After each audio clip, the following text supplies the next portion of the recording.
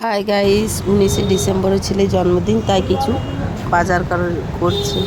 আদা রসুন, এই দুই ছেলে 19শে ডিসেম্বরে জন্মদিন, তো তাই খাবার কিছু নর্মালি কিছু বাড়িতে তৈরি করা হয়েছে, সেগুলোই খাচ্ছে।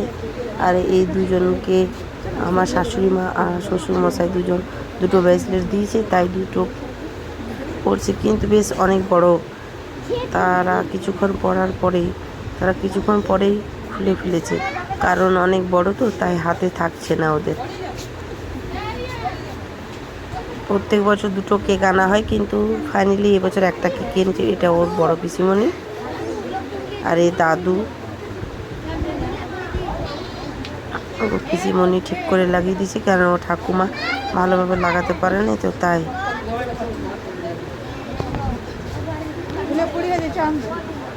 আরবের হাত থেকে কিন্তু ব্রেসলেট পড়ে গেছে, কারণ ও অনেক বড় ব্রেসলেটও হচ্ছে, তাই ও দাদুকে বলছে যে আমি ব্রেসলেটটা হাতে আর পরে থাকতে পারছি না, কারণ নিচে পড়ে যাচ্ছে, তো তুমি রেখে দাও।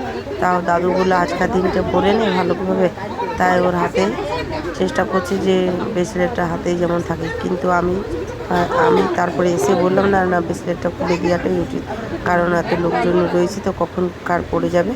এটা আমার মা ওদিকে দুটো সোনার আংটি দিয়েছে। সেই আংটিগুলো দুজনকে, আমার বড় ছেলেকে প্রথম ঈশান ওকে পরিয়ে দিল, তারপরে আমার আয়ুষকে মা পরিয়ে দিয়েছে, এবং 50 টাকা করে পাওনা দিয়েছে।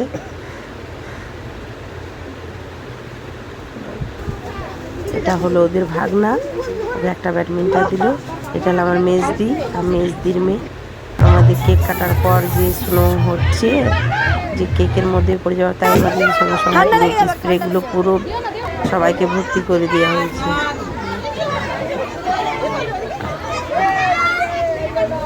এখানে অনেক চকলেট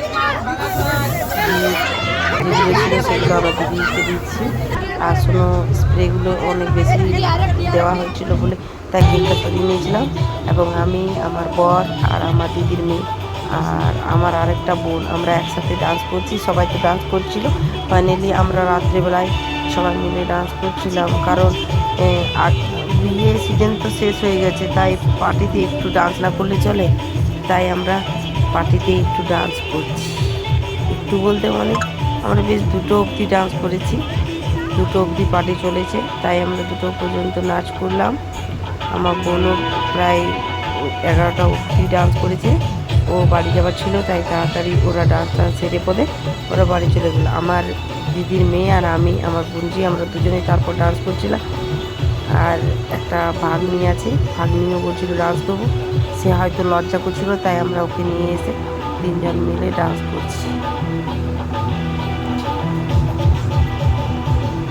আমি তো একাও ডান্স করছি।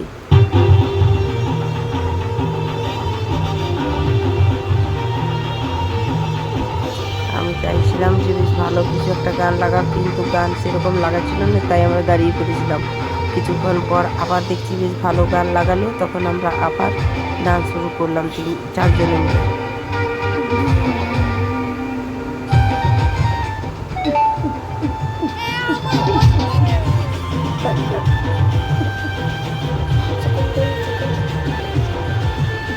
এটা আমরা ডান্স করছি 4জনে মিলে।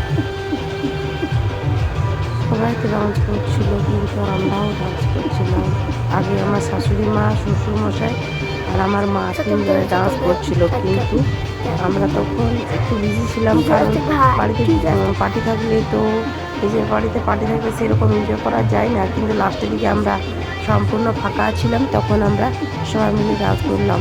কিন্তু তার আগেই যে আমার শাশুড়িমশাই, শ্বশুরমশাই এরা ডান্স করেছে, আমি কিছুক্ষণের জন্য এসেছিলাম, দেখলাম যে হ্যাঁ ওরা ডান্স করছে, কিন্তু পুরোটা আমি দেখতে পাইনি, কারণ এতটা সময় দিতে পারছিলাম না, কারণ মানুষের ভিড় একটু বেশি ছিল, বাচ্চাগুলো খাওয়া দাওয়া শুরু হয়ে গেছিলো, তাই আমি খাবার দিকটাতে এবং গিফট সামান্য কোথায় কী আছে সে দেখার জন্য আমি ডান্স করতেও পারিনি। পরে আমরা লাস্টের দিকটাতে আমরা মোটামুটি 10:30টা থেকে আমরা ডান্স করতে স্টার্ট করেছি, এবং 2টো পর্যন্ত আমাদের পার্টি চলেছে। 2টো অবধি ডান্স করলাম। আমার বোন আর আমার ভাগ্নি একটা ছিল, ওরা দুজন কিন্তু ফাইনালি 10:30 11টার মধ্যে ডান্স সেরে পদে বাড়ি ফিরলো, কারণ ওদের বাড়ি নমস্কার, তাই ওরা তাড়াতাড়ির মধ্যে বললো রাত হচ্ছে, তাই আমরা বাড়ি ফিরে যাব, তাই তাড়াতাড়ির মধ্যে ওরা ডান্স টান্স সেরে চলে গেল।